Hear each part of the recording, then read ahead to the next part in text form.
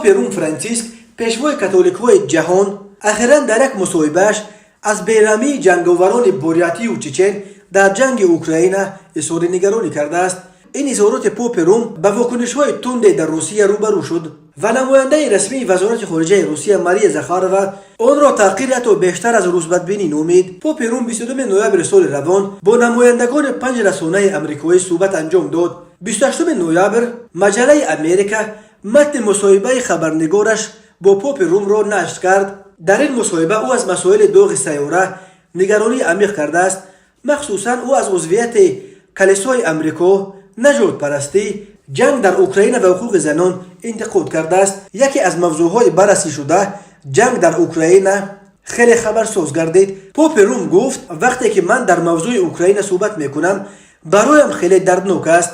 این ملت شهید شدن در راه وطن را اختیار کرده است. البته وقتی که کسی به شهادت میرسد نفری هم است که این عمل را به او روا دیده است، یعنی قاتل وجود دارد و دیگران را بیرحمانه به قتل میرساند. این قاتل بیرحم لشکر استیلاگر روسیه است که در خاک اوکراین بدترین وحشیانت را به ضد بشریت صادر میکند. عجیب آن است که بیرحمترین آنها غیر روس هستند، مثل چچنها و بوریاتها که رفتار قبیح‌ترین را با یک بیرحمی خاص به اهالی آسایشته روا میبینند. در جواب به این گفته پوپ روم، والی بوریات الکسی تسیدینوف در کانالش در تلگرام نوشت که نظامی‌های بوریاتی با افتخار قرض شهروندی خود را در نزد وطن اجرا و نمونه بهترین برای قشون‌های روسیه هستند. ماه می سال جاری نیز پوپ روم از صحبت با پاتریارخ روس کریل سرور کلیسای پروسلاوی روسیه خبر داد و گفت 40 دقیقه با او توسط زوم صحبت کردم. از این 20 دقیقه اول کریل از روی ورق میخوند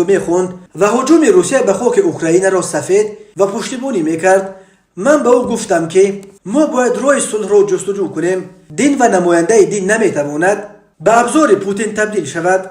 رهبر چچنستان رمضان قادروف که عادتا در واکنش به چنین مسائل در شبکه‌های اجتماعی خیلی فعال است، این دفعه تا حال به گفته‌های پوپ روم یگان واکنش نکرده است. ولی احمد دودایف وزیر سیاست ملی، روابط خارجه و اطلاعات چچنستان گفته است خوبی و بدی جنگاوران چچن را باید از اهالی دنباس پرسید. به گفته این منصبدار چچن، ساکنان دنباس به اخلاق و تربیت آنها بهای بلند می‌دهند و برای حمایت آنها از ملت‌گرایان اظهار سپاس می‌کنند. این در حالی است که مقامات اوکراینی چندین بار جنگجویان چچنی را به دست داشتن در جنایت‌های جنگ گناهکار کردند.